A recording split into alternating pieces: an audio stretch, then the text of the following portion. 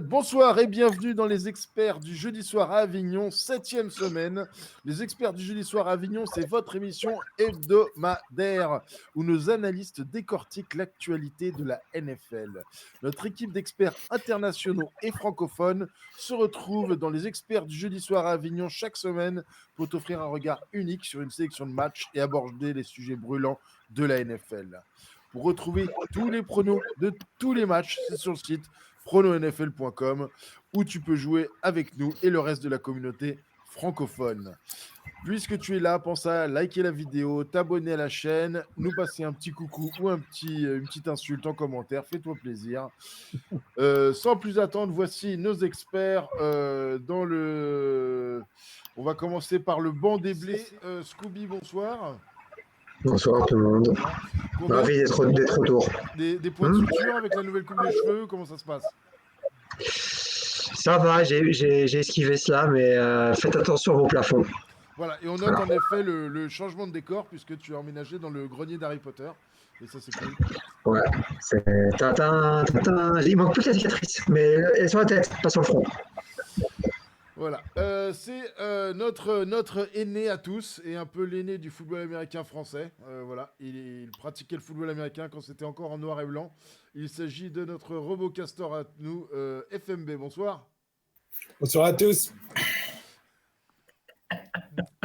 C'est notre, comment dire, c'est le seul qui a réussi à être un peu payé avec le football américain en écrivant un bouquin. À être payé tout court d'ailleurs, hein, si tu fais le tour. Il a vendu quelques mugs et 3 tapis de souris.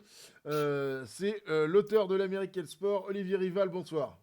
Salut, comment tu vas? Je vais bien, merci. Et voilà, lui, il est dans un pays riche parce que nous, quand les terroristes attaquent au couteau, chez lui au moins, ils ont des guns. C'est Rémi, notre expert bourgeois belge. Bonsoir. Bonsoir. Que dire? Bienvenue. Merci. Voilà. C'est 5 étoiles. Voilà, ce soir, 4 matchs pour vous. Lions, Ravens, Chargers, Chiefs, Steelers, Rams, Dolphins, Eagles. Et on ne parlera pas des Jets. Voilà, 2 thèmes ce soir pour nous. La meilleure de l'équipe NFL après les défaites des 49ers et les Eagles. Qui est-ce? Mais sans plus attendre, le premier sujet de la soirée. Que valent les 49ers sans McCaffrey et Debo? Rémi? Bah, pas grand-chose apparemment. Non, c'est sévère. Ils ont quand même une bonne défense, mais c'est clair que ça change toute la dynamique de l'attaque parce que je pense que ce qui rend Brock Purdy bon, c'est d'être confortable en fait parce qu'on sait qu'on doit se concentrer sur McCaffrey qui est peut-être l'un des joueurs les plus dynamiques de ce début de saison, le plus important, voire le meilleur. Donc tous les regards sont tournés vers lui, on a une très belle ligne offensive. On voit que quand on perd aussi un bon élément dans cette ligne, ça devient compliqué. Et donc j'ai tendance à croire que malheureusement, sans ça, cette attaque est un peu limitée.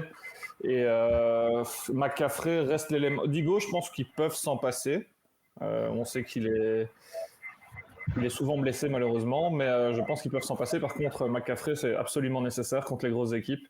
On a vu contre une grosse défense des Browns, c'était compliqué d'avancer. Une défense qui tient toujours la route, ça, quoi qu'il arrive. Mais malheureusement, je pense que c'est une équipe qui ne peut pas se permettre de perdre cet élément. Debo, de mon côté, je pense qu'il pourrait s'en passer sans que ce soit trop dramatique. Je ne sais pas ce qu'en pensent les autres. Alors, Rico, ton micro a un souci là. C'est pas mon micro? On entend un bruit de casserole.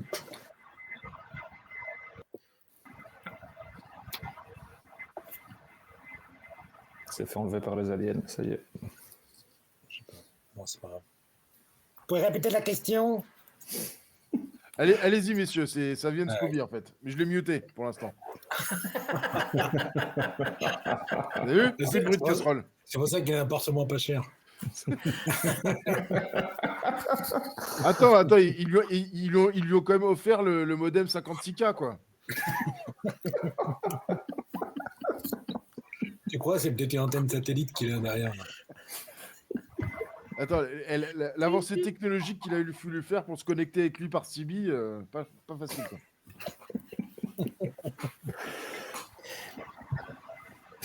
FMB, vas-y, c'était toi. Hein. C'était à moi. Ok. Euh, D'accord. Voilà. Et c'est quoi la question? Ah oui, Qu'est-ce que ça vaut sans Dibo et CMC? Dibo Et et j'aurais CMC. tendance à dire sans Trent dans la ligne offensive, mais après.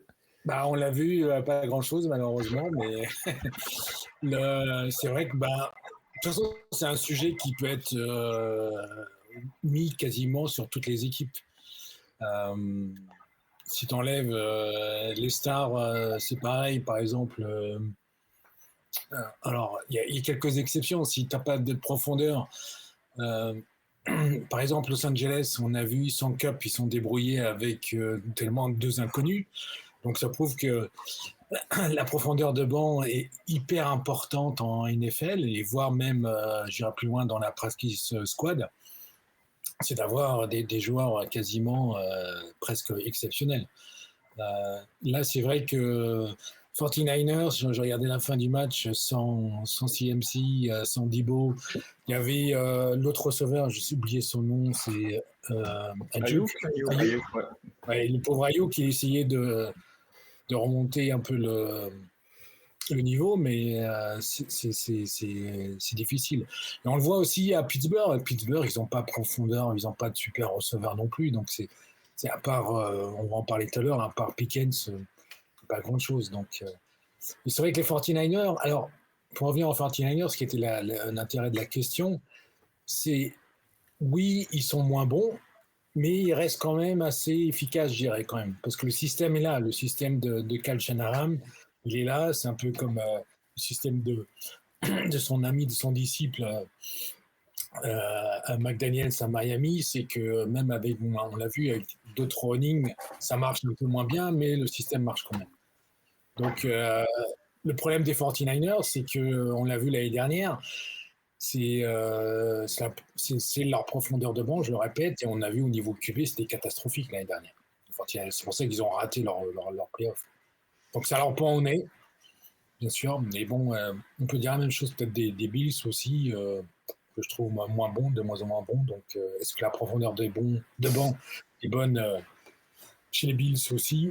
Chez les Jets, par contre, j'étais quand même sûrement surpris par le match contre Philadelphie, parce qu'ils jouent quand même avec quasiment des seconds couteaux, quoi, côté défense. Voilà. Olivier, avant le ballon au surfeur.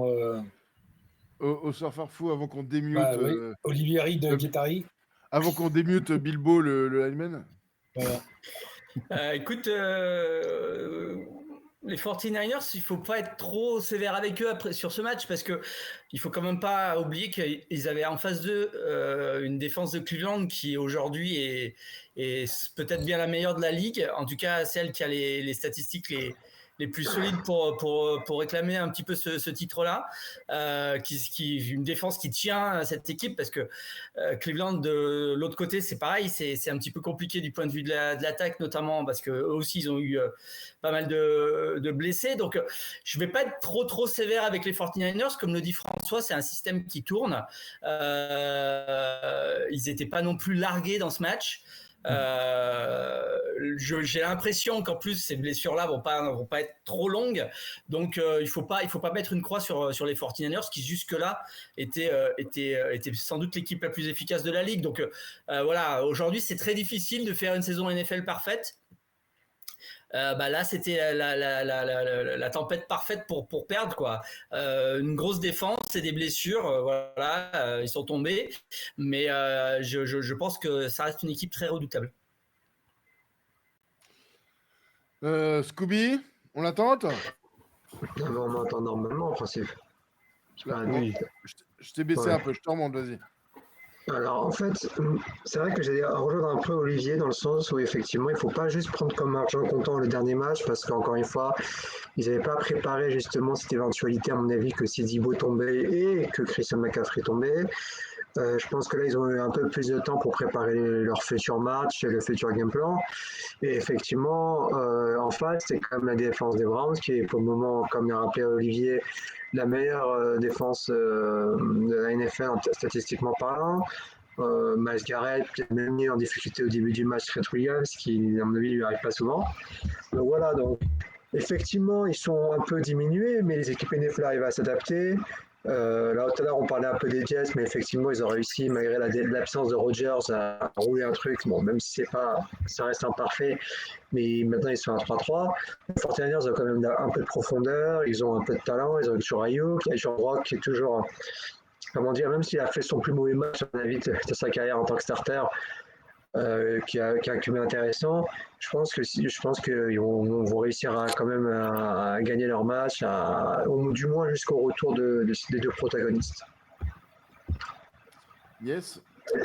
Merci beaucoup, messieurs. Plus rien à dire? En fait, Scooby, il est via satellite à Lyon, c'est ça, non? Non, en fait, il est sous la. En fait, j'ai pas de Wi-Fi, moi, je suis en 5G. En fait, voilà, il est sous la parabole satellite physiquement, c'est pour ça que c'est dur. Ok, merci messieurs. Passons au premier match de la soirée, à savoir les Detroit Lions chez les Baltimore Ravens.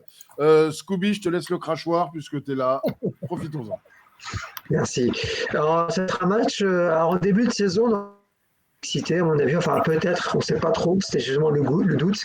Et là, franchement, c'est vraiment un match vraiment très intéressant. D'un côté, on a les Ravens qui viennent pas forcément convaincants, à part à mon avis 1 ou 2 matchs, mais c'est quand même une belle équipe. À 4-2, les Ravens, ils ont la deuxième meilleure défense, enfin derrière les Browns statistiquement parlant. Et en face, on a une des meilleures attaques de la NFL avec les Lions, qui roulent très bien, qui jouent très bien, qui ont bien dominé contre Tampa Bay. Moi, je trouve que les Lions, c'est quand même une équipe assez équilibrée, parce qu'offensivement, ils tiennent la route, mais défensivement aussi, ils commencent vraiment à bien progresser. C'était vraiment leur très gros point en l'an dernier, c'était presque voire la pire défense de la NFL. Là, cette année, ils sont une des meilleures. Les Ravens, de l'autre côté, offensivement, ça a encore du mal à prendre. Un peu déçu, comme on avait déjà expliqué, de Lamar et Co. Et surtout de la blessure de Dobbins, on parlait de Dobbins, voilà, ça ne doit pas aider. Mais voilà, donc je trouve que ça va être un match très intéressant. On va voir si c'est la défense des Ravens qui réussira à stopper l'attaque des Lions. Mais si en tout cas les Lions prennent trop d'ascendant offensivement parlant, je ne pense pas que les Ravens, ils ont l'attaque pour suivre. Merci beaucoup. Scooby, on fait le chemin inverse, Olivier. Écoute, je suis de plus en plus impressionné par cette équipe des Lions, qui pour le coup, elle, fait partie peut-être des rares équipes, à la différence de ce que disait François tout à l'heure, qui pourrait se permettre d'avoir des blessures, parce que on a l'impression qu'il y a personne qui tient la baraque. C'est vraiment une équipe qui a un vrai collectif, avec derrière un système qui marche de mieux en mieux. Il y a un très bon esprit, je trouve, dans cette équipe. Moi, ils m'ont vraiment impressionné à Tampa. Donc aujourd'hui, ils ont de quoi voir venir. Je pense pas que les Ravens, même si c'est une bonne défense, même si c'est une équipe solide, hein, ils vont pas gagner de 4 touchdowns, mais je les vois mal arriver à stopper cette équipe des Lions qui est sur une super bonne dynamique. Merci beaucoup. FMB? Ah non, moi c'est l'inverse, bien sûr. Pourquoi? Parce que là, on a offert ce match-là, c'est de la dynamite, mon gars, comme diraient les Suisses. Parce que là, c'est quasiment un mini Super Bowl. Pour aller voir au Super Bowl ces deux équipes-là. Par contre, là où je ne rejoins pas Olivier, c'est qu'on a vu que eux aussi peuvent avoir des problèmes de banc au niveau du running, justement. Parce que Montgomery, je ne sais plus, alors il est blessé, alors je ne sais pas s'il sera absent pour le match. S'il est absent, ça va être embêtant pour eux. Mais alors, c'est vrai que c'est une grosse cylindrée. Detroit, on le voit depuis l'année dernière, ils ont fait une grosse progression et rien. Mais je rejoins toujours mes idées comme quoi la NFL est toujours assez nivelée en fait, et on voit que les équipes sont proches. Donc la stat de la semaine, vous voyez, c'est qu'on est quand même au niveau rush attack, quand même plus au niveau de la course, on est plus côté de Baltimore, et au niveau de la passe, là, c'est Olivier qui. Je ne veux pas vous emmerder, mais ce soir, c'est un peu la cour des miracles ce soir. Hein. Oh là là. Ma mère m'avait dit qu'il ne faut pas travailler avec des amateurs. Ouais, c'est ce qu'on me dit depuis 10 ans. Donc, vous le voyez, au niveau passe, c'est quand même assez nivelé. Et au niveau touchdown, bon, là, il y a quand même un plus côté Detroit. Et qui est justifié au niveau de la passe. Au niveau du rushing. Attends. Attends, le son, c'est vraiment pour. Ouais, faut que je rebaisse un peu la Mi 5G là. Je vais vite faire ça parce que. Tu peux couper Ah, mais tout le monde. c'est la cour des miracles, quoi. Non, je laisse. C'est beaucoup plus drôle. Vas-y, FMB, continue. Hein. Donc, au niveau des touchdowns à la course, vous voyez, c'est à peu près au niveau. Ce qui m'inquiète, c'est que la défense quand même des Ravens est top. Elle est seconde dans la red zone. Elle est et la clé du match, ça va être Goff face au DB en fait des Ravens. Alors c'est vrai qu'il y avait, on pourrait dire que c'était facile de stopper les Lions. À un moment donné, il suffit de stopper Amon-Ra, mais en fait, il y a d'autres receveurs qui, notamment le tight end, Laporta, qui devient un joueur clé dans l'offense des Lions. Mais l'idéal des Ravens, c'est premier en sac. Donc, avec l'effet à domicile, c'est pour ça que je mets Baltimore. Je passe le ballon à Rémi. Je tiens à saluer FMB ton jeu de mots en parlant de Détroit et de gros cylindrés en référence à Ford, c'est vraiment pas mal. Ah, c'est beau. Bah ouais. Ouais, c'est le jeu de mots et calembour ici. Hein. C'est ça les pros. On a des amateurs comme Olivier qui engueule sa femme en direct. Va faire à bouffer. Avec les potes, on fait l'émission. La commandante, elle va te passer un savon. On va voir, c'est en direct sur TF1.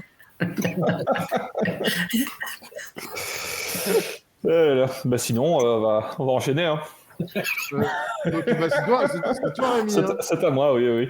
Bah, c'est un match qui est super intéressant, comme l'a dit FMB. Je ne sais pas si j'en ferai un potentiel Super Bowl, mais en tout cas, c'est deux super équipes. Et je suis curieux de voir ce que peuvent donner les Lions parce qu'ils ont un calendrier, ils ont une très belle équipe, mais ils ont un calendrier très favorable et il y a peu de matchs dans lesquels ils pourront réellement se tester. Je pense qu'ils ne jouent que deux équipes qui actuellement ont un bilan positif, à savoir les Ravens maintenant et je pense les Cowboys en fin de saison. Donc ils n'ont pas vraiment un calendrier très très lourd.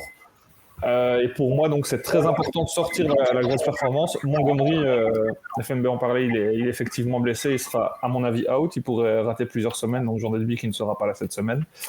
C'est l'occasion pour Jahmyr Gibbs de montrer ce qu'il peut donner aussi à cette équipe. C'est quand même un excellent running back. C'est clair que ça ne vaut pas Montgomery qui faisait vraiment du bien à cette attaque.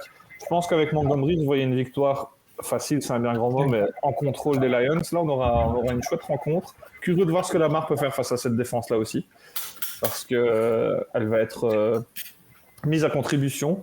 Mais voilà, ouais, c'est deux très belles équipes. Les Lions sont beaucoup plus équilibrés. J'attends de voir vraiment la grosse performance offensive des Ravens qui ne tombe pas.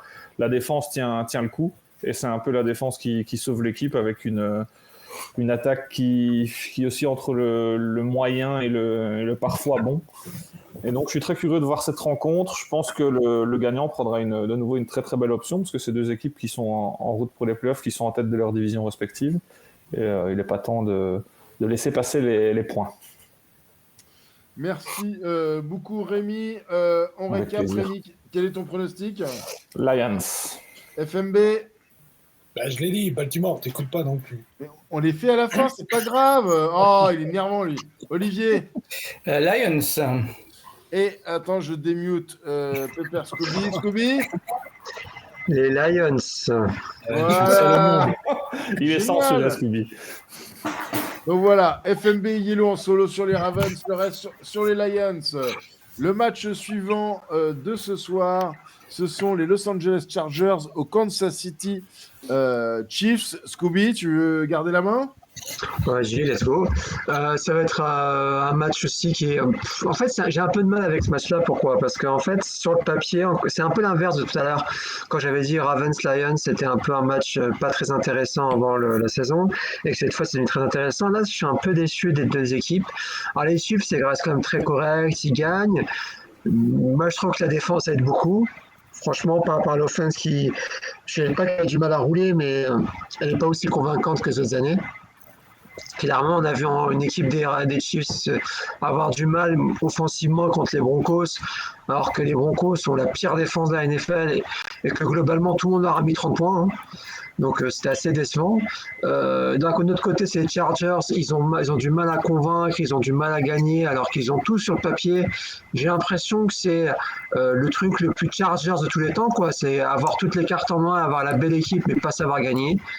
Mais ça reste quand même un choc de la FC West. Même si les Chiefs, là, ils ont pris un peu le large, ils sont à 5-1, les Chargers sont à 2-3. Donc, à voir ce que ça donne comme match. Moi, je pense que les Chiefs ont quand même toujours cette dominance dans la FC West. Ils ont quand même une attaque qui arrive à marquer, même si, encore une fois, elle n'est pas aussi convaincante qu'avant. La défense des Chargers est très décevante de l'autre côté. Elle a beaucoup de mal à dominer, voire plutôt l'inverse, ça fait aussi partie des pires. Hein. Visiblement, on ne sait pas défendre dans l'FC West. Et offensivement parlant, c'est un peu en dents de scie parce qu'ils ont des cartes en main. Ils ont Justin Herbert qui est très bon, qui a du talent. Ils ont des bons receveurs, mais encore une fois, c'est un peu en difficulté. Donc, un match quand même qui reste important pour la division, même si les deux équipes sont un peu, je le trouve personnellement, assez décevantes. Merci beaucoup, Scooby. Je te remets au coin. Hop là. Rémi, à toi la main. Ouais, comme l'a dit Scooby, c'est des équipes qui au final sont assez décevantes. On a un bilan plus qu'honorable du côté des Chiefs, mais c'est vrai qu'offensivement, on en attend plus. Et on a carrément perdu Scooby définitivement. Il s'est vexé, merde. Mais je crois qu'il s'est fait. Il est en protocole commotion depuis la victoire des Jets. Mais donc, donc on a un match que les Chargers pour moi ne peuvent pas perdre. Ça va pas être simple du tout, mais j'ai l'impression que dans les matchs de division, ils sont toujours très accrochables face à ces Chiefs là. On a vu l'une ou l'autre fois des prolongations entre ces équipes. On a une attaque des Chargers qui, au final, peut faire mal un petit peu à tout le monde. Ils ont été assez décevants.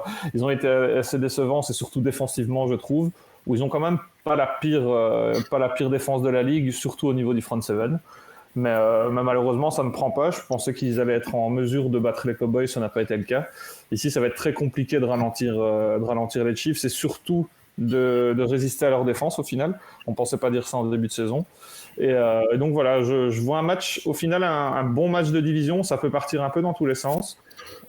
J'espère voir des Chargers qui sortent leur meilleur match de la saison parce qu'ils n'ont pas encore leur match référence. Je les avais trouvés pas mauvais face aux Dolphins, mais malgré tout, défensivement, c'était quand même pas ça du tout. Donc il faudra sortir une autre performance défensive face aux Chiefs. À voir ce que peut donner Herbert. Je trouve qu'Keenan Allen fait quand même une super saison. Et voilà. Donc je vais m'arrêter là pour ne pas tout dire avant. FMB.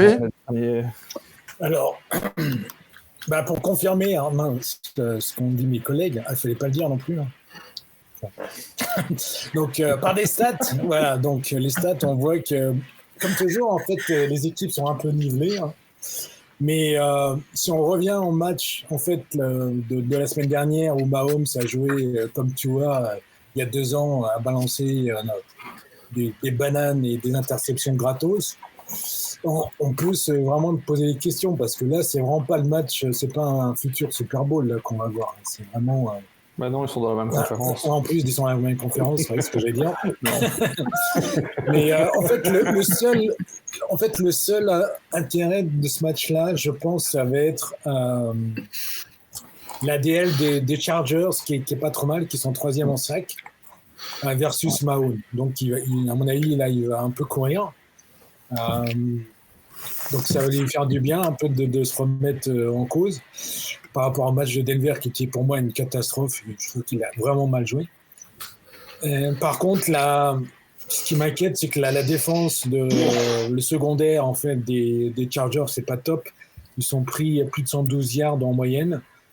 Ils sont contre les receveurs, donc adverses. Ils sont 31e, je crois, au classement. Donc, ça risque d'être un match, à mon avis, gros score et peut-être pas vraiment hyper intéressant.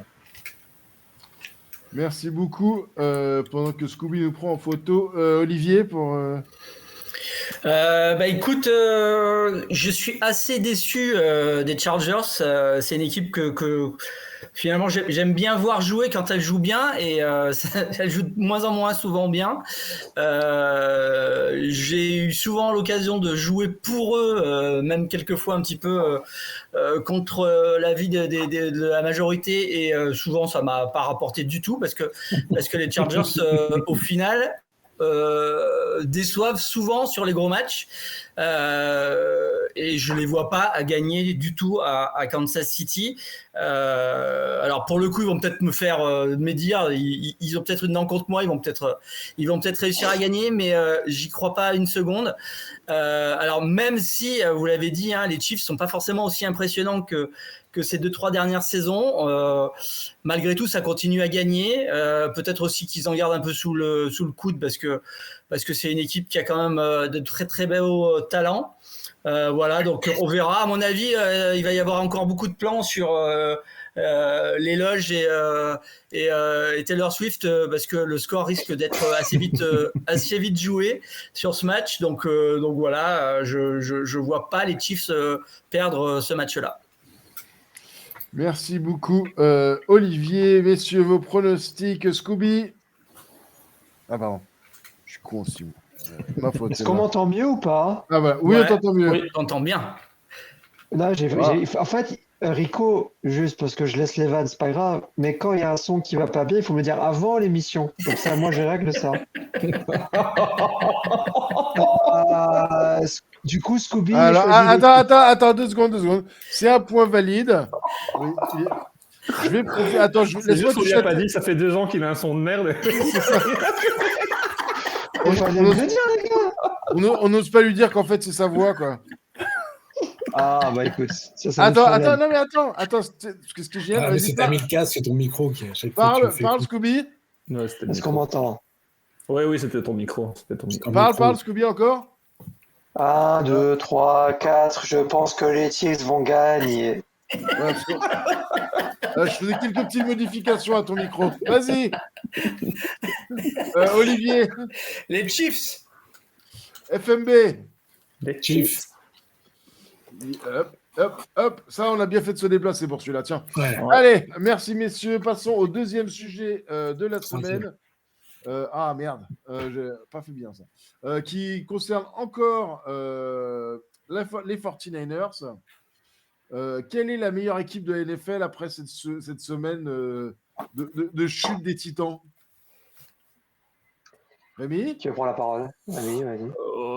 Très très bonne question. Moi j'aurais tendance à garder les 49ers dans le sens que je pense que les blessures ne sont pas trop graves.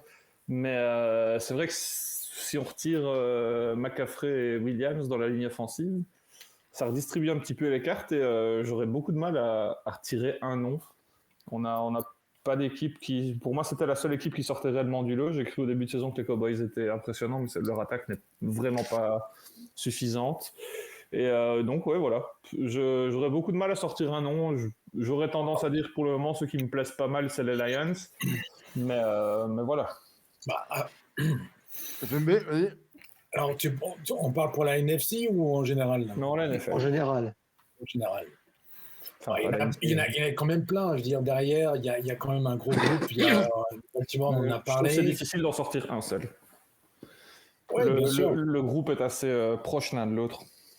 Là où je trouvais que les Niners étaient bien au-dessus du lot. Oui, mais on ne le voit pas tant que ça, en fait. S'il y a des blessés, voilà. Donc, ça prouve bien encore la théorie que la NFL est bien nivelée, au niveau des performances. Donc, en fait, oui, on ne peut pas citer une grosse équipe. Je pense qu'on peut citer un paquet où, dedans, on va mettre les Ravens, les Jaguars, les Buccaneers, Cowboys et bon, il y a les Bills aussi. Normalement, les Bills devraient être au-dessus, mais... Oser citer les Bucks sans citer les Bills, c'est audacieux. Moi, je trouve FMB, je te trouve assez critique Je trouve assez FMB, il critique est resté en contre... 2020 en fait. je trouve assez critique envers les Bills, sachant qu'ils ont mis une raclée aux Dolphins. Mais il s'en remet pas, qu'est-ce que tu veux, c'est comme ça. Quelle Moi, je me suis audace. remis de la défaite contre les Jets, tu vois. Mais quelle audace, mais quelle audace.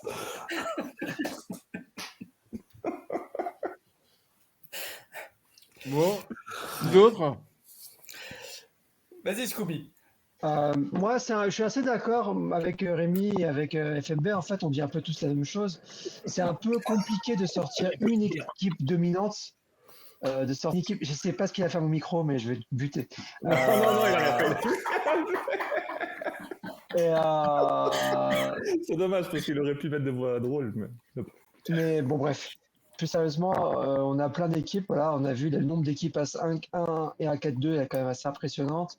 C'est vraiment la victoire des Browns contre les Niners et la victoire des Jets contre les Eagles a tout mis en balance. Tout se joue. C'est là où on peut se poser beaucoup de questions. Je trouve que ça commence à devenir de plus en plus intéressant la NFL. En tout cas cette année, c'est de moins en moins prédictible. On ne sait pas trop où ça va aller. Pour le moment, qui serait la meilleure équipe? Moi, je trouve que l'équipe la plus consistante pour le moment, c'est les Lions. Je suis assez d'accord avec ça. Même si, comme a rappelé FMB, non, excusez-moi, c'est Rémi, à part les Chiefs, ils n'ont pas vraiment battu de très gros noms en NFL. Mais maintenant, voilà, c'est la NFL, toutes les équipes sont plutôt bonnes, tout le monde gagne tout le monde perd contre tout le monde. Je veux dire, j'ai pas envie de parler encore des Jets, mais qui aurait cru que les Jets auraient pu battre les Eagles sans aucun corner starter et sans Rodgers, voilà quoi, c'est la NFL. Donc tant qu'on gagne et tant qu'on domine, c'est-à-dire qu'on sait plutôt bien jouer au foot. Maintenant, moi, à chaque fois, je suis un peu sceptique. Voilà, les Lions, j'ai expliqué un peu défensivement, surtout voilà, face aux gros noms. Les Jaguars, un coup, ils sont super forts, un coup, on ne sait pas trop où ça va. Sachant que, pour l'anecdote, Trevor Lawrence, on ne sait pas trop s'il va pouvoir jouer ce jeudi, ce soir d'ailleurs, contre les Saints. Donc voilà, donc c'est assez compliqué de sortir une équipe. Les 49ers, c'était un peu le candidat idéal. Et maintenant, comme ils sont partis, bah, j'ai presque envie de dire Miami, mais ils sont pris à clé contre Buffalo. Donc, Ok, merci beaucoup Scooby. Est-ce que quelqu'un d'autre veut dire quelque chose? Bah écoute, je vais dire quelque chose quand même. Vas-y. Non, écoute, je pense qu'ils ont bien résumé le truc. On a une NFL très homogène cette année. Je croyais aussi aux 49ers. Je pense qu'ils sont que si McCaffrey revient, il reste pour moi les meilleurs, en tout cas celles que je vois aller le plus loin. Scooby, moi j'avais joué les Jets contre les Eagles, donc contre il faut y croire. J'ai jamais trop cru d'ailleurs aux Eagles pour le coup, donc je pense qu'effectivement les 49ers de ce côté-là sont meilleurs. Les Lions m'intriguent pas mal. J'attends de voir, mais c'est vrai que je suis de plus en plus intrigué par cette équipe. Et du côté de l'AFC, bah écoute, on a les usual suspects, que ce soit Buffalo, que ce soit Kansas City, que ce soit Miami, que ce soit les Jaguars, même si j'ai plus de doutes. On a quand même des équipes qui peuvent faire des très beaux matchs et qui de temps en temps se ramassent. Donc voilà, c'est la NFL de cette année. Donc voilà, les Niners et peut-être les Lions à confirmer. Les Jaguars ont battu les Bills. Hein. Ouais, mais bon, c'était un match quand même très mauvais, très bizarre. Même les Jaguars, c'était pas bon sur ce match. Ah, c'est vrai que un peu meilleur que les Bills, hein, quand même. Oh, vous êtes méchants entre vous quand même. Je t'ai dit, c'est le podcast de la FCS ici. Donc, Oui, c'est vrai. Troisième match de la soirée, les Steelers à Los Angeles aux Rams. Qui veut ouvrir la main? Le premier qui dit, il y est. Il y est. Allez, Scooby. Il y est. Ah putain, en plus, alors voilà, en parlant de match, non, en vrai, ça va être un match, je dirais, intéressant. Voilà, même si ça fait pas rêver. Moi, je trouve que c'est un match intéressant parce qu'on va voir deux équipes, on va dire, alors j'allais dire en perdition, non, quand même pas pour les Rams, mais deux équipes voilà, qui ont beaucoup de choses à prouver. Je dirais que du côté des Steelers, offensivement, voilà, on n'a pas vu, c'est comme la Week 6, on ne sait pas trop où ça va. Défensivement, ils tiennent la route. J'ai l'impression que c'est le mot d'ordre en AFC Nord. On est super fort en défense, même les Bengals. Et par contre, offensivement, c'est la galère. Là, on arrive à rien. Donc, on a les Steelers d'un côté qui sont quand même à 3-2. Voilà, donc c'est-à-dire quand même qu'ils arrivent à gagner des matchs parce que justement, ils ont Mike Tomlin qui est pour moi un des meilleurs coachs, tout meilleur coach, même de l'histoire de la NFL, qui est un excellent coach de foot américain.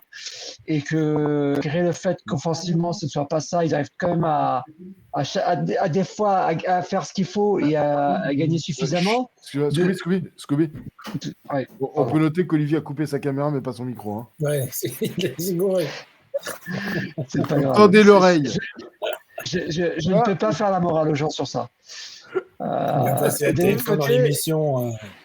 Et de l'autre côté, on a les Rams qui sont pas aussi convaincants. J'ai l'impression que l'an dernier, on avait une excuse. On avait dit, ouais, bon, écoutez, ils ont perdu tous leurs joueurs, ils sont tous blessés, c'est normal qu'ils galèrent. Là, maintenant, cette année, ils ont à peu près repris. Il y a Cooper Kupp qui a repris, Matthew Stafford, il est là. Et pourtant, voilà, massivement, c'est pas trop mal, mais c'est pas encore suffisant. C'est pas suffisant, je veux dire, à part le premier match contre les Seahawks où j'ai trouvé très convaincant offensivement et défensivement. Depuis, c'est en dents de scie, encore une fois. C'est assez compliqué ce match-là pour Nats. Ça va dépendre de comment l'attaque des Rams arrive à rouler. Encore une fois, la stratégie contre les Steelers, c'est de pouvoir battre cette défense. Parce que si on galère comme les Ravens, je pense notamment, ou les Browns, ou les Browns, ou voilà, si on n'arrive pas offensivement, on va avoir du mal. Parce que voilà. Voilà, donc pardon, je me suis perdu. Et du coup, voilà, c'est pour ça que pour moi, les Rams, s'ils arrivent à rouler leur attaque, défensivement, ils vont réussir à tenir, ils passent prendre 20 points. La stratégie est là. Merci beaucoup. Rémi?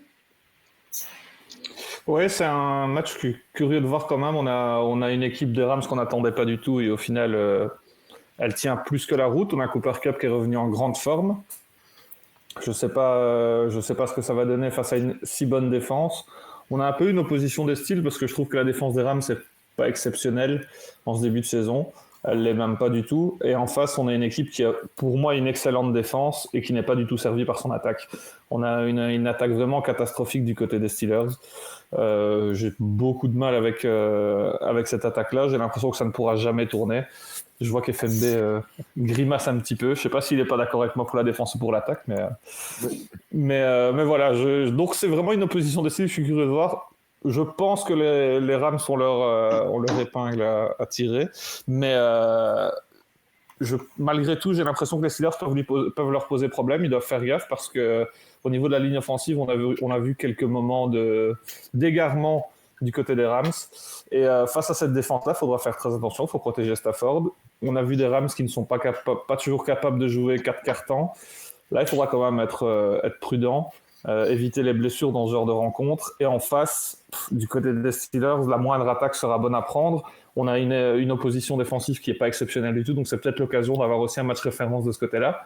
Et au final, c'est des équipes qui peuvent faire un peu office de poil à gratter dans certaines rencontres. Alors oui, d'un côté, on a des Rams à qui il manque une défense, et de l'autre côté, on a les Steelers à qui il manque une attaque.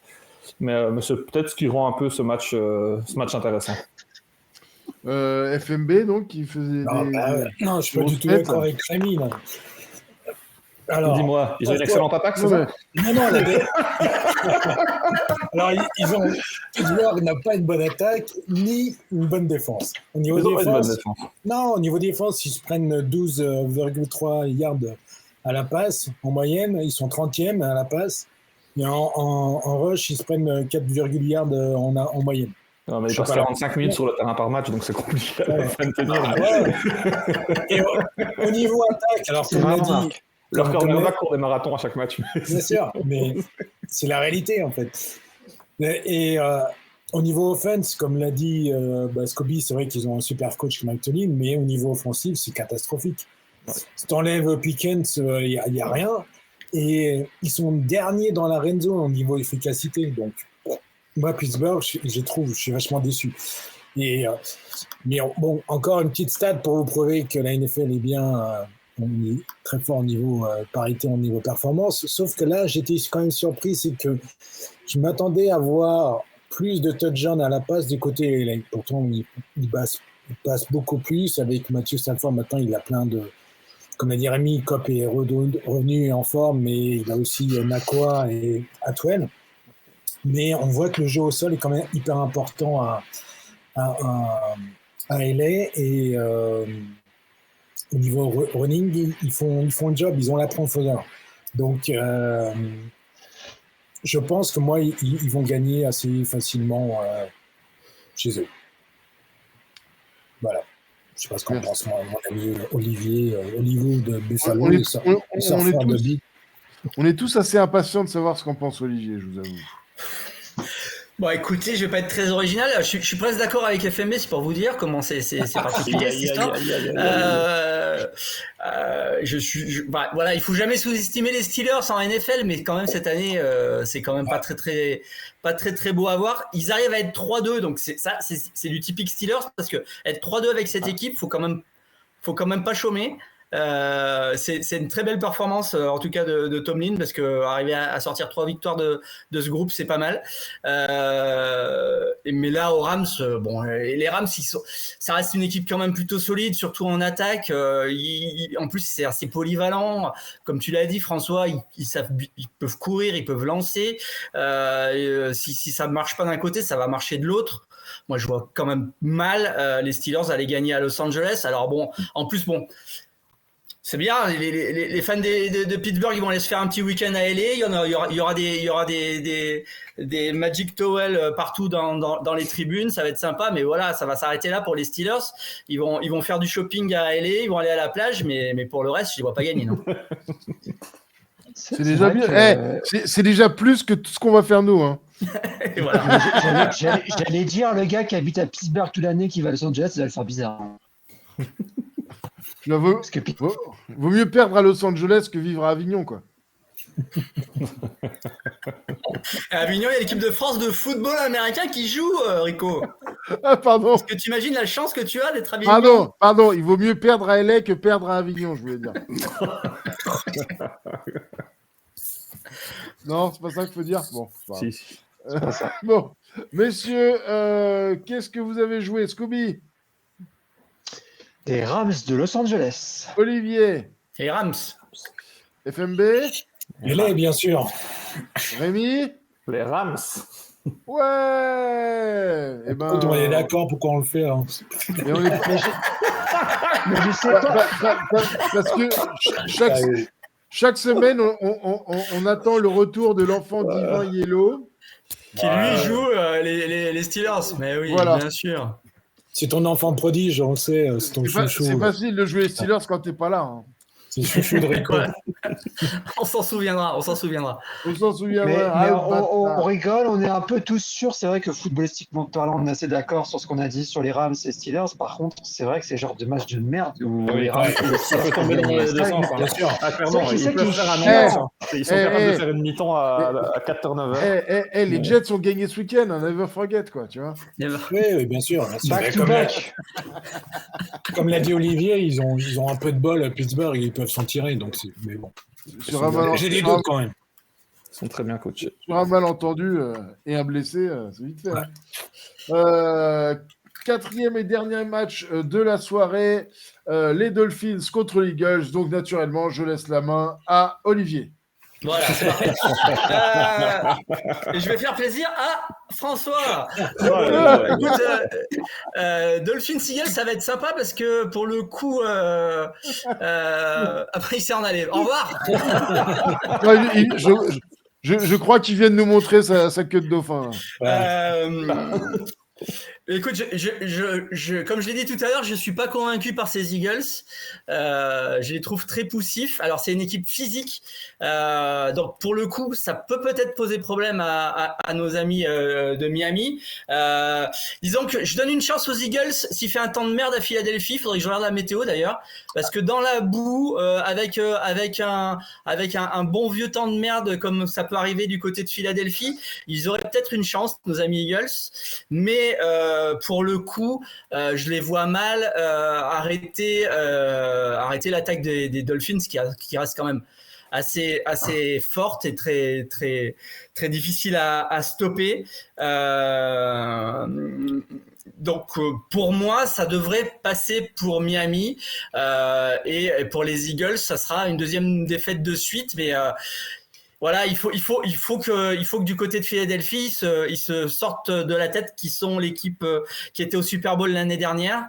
Et il faut qu'ils se mettent à réfléchir à comment ils peuvent avancer en attaque, parce que leur attaque, elle est quand même, c'est quand même pas magnifique à regarder chaque week-end, alors que ils pourraient faire beaucoup mieux, je pense, avec les joueurs qu'ils ont.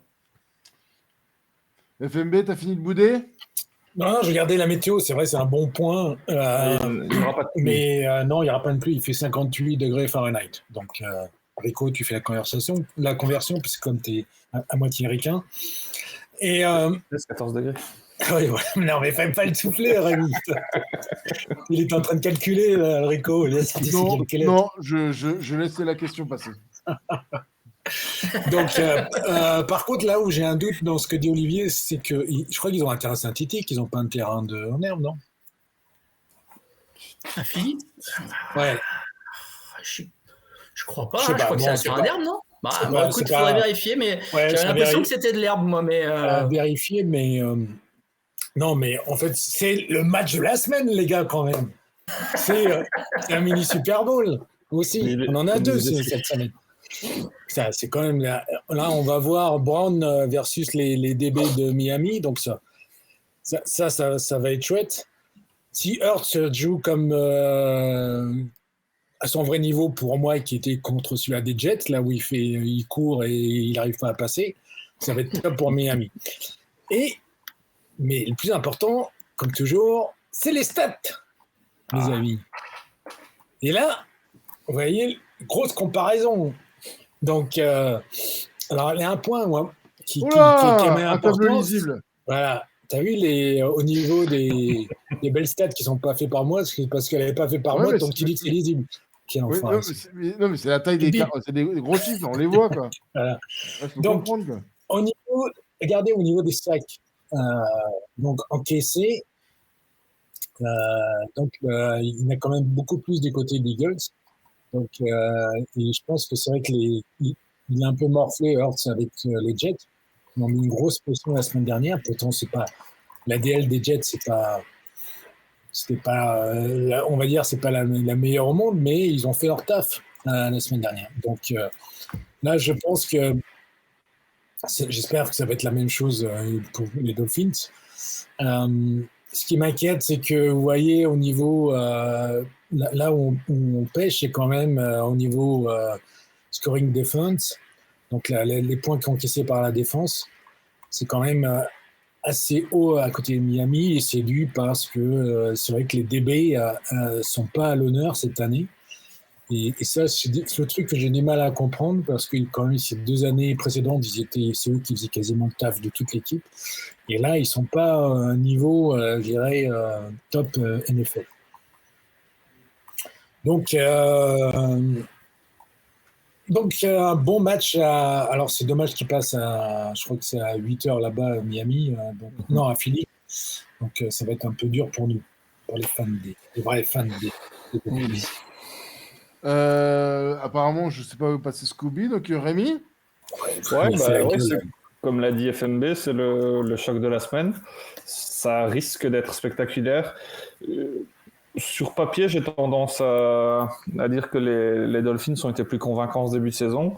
Mais en regardant un petit peu tout ça, je me suis rendu compte qu'ils ont quand même eu un calendrier particulièrement simple, parce que quand on épingle les victoires des Dolphins, ça joue les Chargers qui font la saison dont on a parlé tout à l'heure, ça joue les Patriots, n'en parlons pas, ça joue les Broncos, ça perd contre les Bills, c'était le premier test intéressant, puis ça bat les Giants et les Panthers, donc en gros ils ont un peu tiré sur l'ambulance pendant tout le début de saison, et une fois qu'ils sont tombés sur un os, ça a été beaucoup plus compliqué face aux Bills. Donc je suis curieux de voir ce que ça peut donner ici, parce qu'ils auront de l'opposition, certes à mon avis, je vois les Eagles un bon petit cran en dessous des Bills quand ils sont en forme, et c'est vrai que du côté des Eagles, pour moi on n'a pas de performance référence réellement en ce début de saison. Je suis très déçu par l'attaque comme par la défense au final. Attends, excuse-moi. Le Boeing Scooby vient d'atterrir.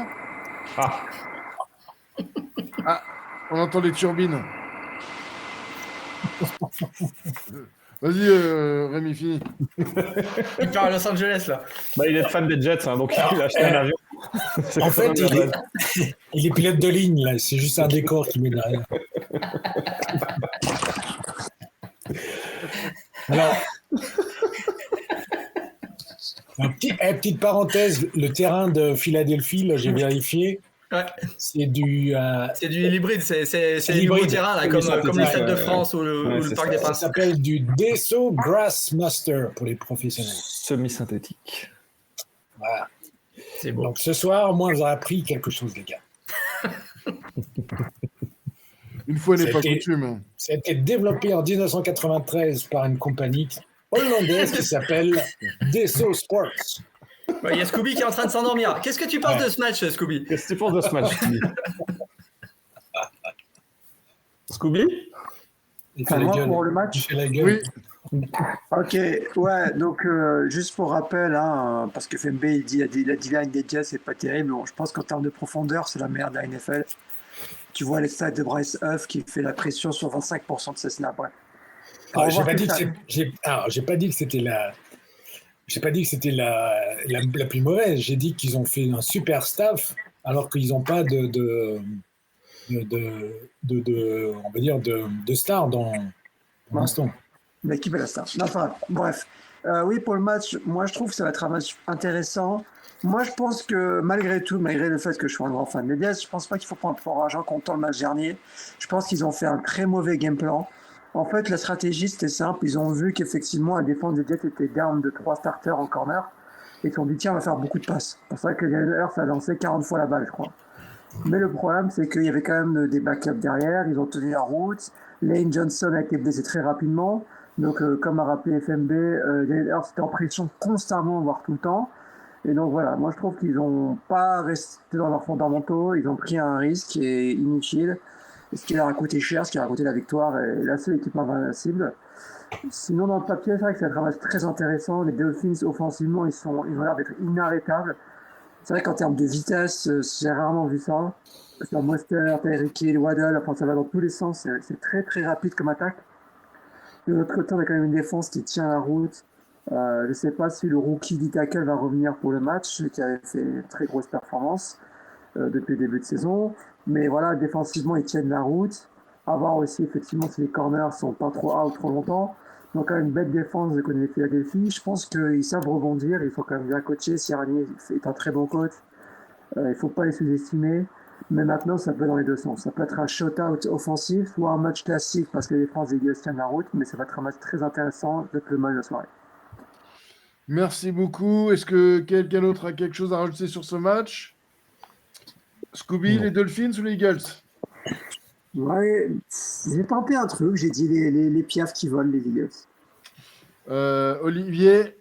Les Dolphins. FMB? Les Dolphins. Rémi? Les Dolphins. Génial. Et voilà, c'est nos pronostics pour cette semaine. Messieurs, quel match vous allez regarder, vous, dimanche? À 19h. Dimanche. À 19h, je ne sais pas si on regarde en fait. Avec Rémi, on s'est pas, on se tâte un peu là. Le Bills Pets, Étant donné que j'ai on pas pas trop de de match rêve. en particulier à regarder, Bah, je vais moi, regarder. je vais Je vais regarder. regarder le Raiders Bears va être pas mal. Moi, je vais regarder les Pats, à mon avis, le premier carton, et à 28-0, je pourrais arrêter.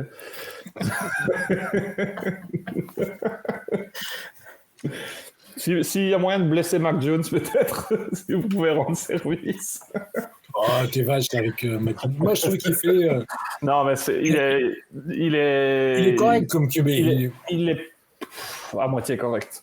C'est quand même bien de lancer la balle un peu plus fort que 25 km/h. Sinon, il a une bonne lecture de jeu. Il va y avoir un Browns. De quoi? J'ai vu qu'il va y avoir un Browns coach. Moi, je veux savoir s'il va y avoir un TD dans ce match où il va finir en 6-3. Ouais, touchdown défensif, hein. Il y a la chance. Ok. Merci, messieurs. Nico, qu'est-ce que tu vas regarder? Dis-nous tout. Et Oh là là. Moi, demain, je vais regarder. Il y a la finale de The Challenge USA demain. Je crois qu'il y a BattleBots aussi ce week-end. Je ne sais pas encore ce que je vais regarder. On va voir. Il y a le choix. Et là, c'est de plus en plus de télé. Donc, la grève des acteurs n'a pas l'air de ralentir la télé, apparemment. Messieurs, je vous souhaite à tous une bonne soirée, un bon week-end NFL. Et on se dit à la semaine prochaine. La semaine À la prochaine. semaine prochaine. Ciao, bye. Bientôt. Salut à tous.